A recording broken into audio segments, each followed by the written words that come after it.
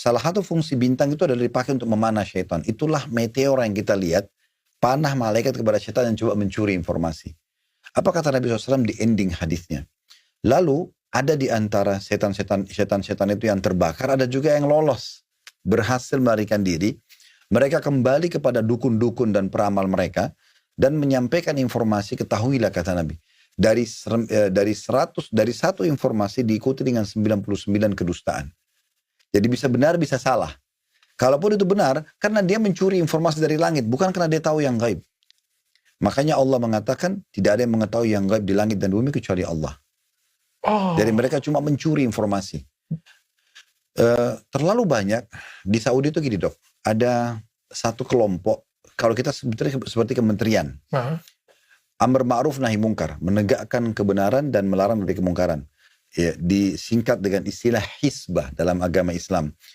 Kelompok ini oleh pemerintah Saudi dikhususkan, nanti kalau dokter insya Allah satu waktu umrah atau haji melihat, mereka itu ada pakai mobil, terus keliling, dan mereka kalau waktu sholat mereka biasa ingatin orang, sholat, ayo diingatin orang.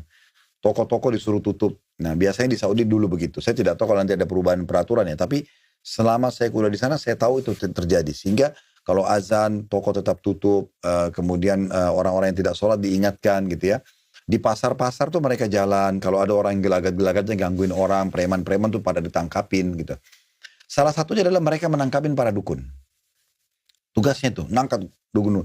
Dan dukun-dukunnya kalau ditangkap, mereka bawa, kalau sekarang sudah canggih pakai kamera, lalu dilihat prakteknya. Dipasang kamera, lalu dilihat praktek, bagaimana dia praktek, lalu ditangkap basah. Kemudian setelah itu, mereka akan disuruh cerita bagaimana prosesi mereka minta tolong sama jin-jin itu. Jadi saya lihat sendiri cuplikannya itu, cukup banyak cuplikan ada di YouTube. Bagaimana dukun-dukun itu, jangan dipikir mereka begitu minta sama jinnya, langsung dikasih. Jin tidak punya kemampuan juga. Mereka banyak sekali berbohong. Berapa kali permintaan itu selalu gagal. Walaupun mereka sudah berikan pengorbanan, darah ayam lah, apalah, tumbal. Itu belum tentu dikasih. Karena memang jinnya tidak punya apa-apa. Nanti satu waktu misalnya kebetulan berpapasan dengan informasi yang sudah dari langit, baru disampaikan. Nah baru disampaikan. Sampai ada satu dukun itu ditanya, bagaimana cara kamu minta tolong? Dia bilang, saya pakai baju merah. Saya lihat sendiri prakteknya itu. Dia pakai baju merah dari kepala sampai kaki. Kemudian dia pegang pecut kuda. Dia bilang, saya pecut badan saya sambil panggil-panggil nama-nama syaitan itu. Kalau badan saya sudah berdarah-darah, baru kadang-kadang saya dengar suara. Baru bisa saya minta permohonan. Ditanya, apa semua permohonan kau akan diterima? Dia bilang tidak. Kebanyakan tidak diterima. Saya tidak dapat jawabannya. Dan nanti akhirnya kayak ada bisikan lagi, sepertinya kamu kurang tumbal. Sepertinya kamu dikerjain sama syaitan.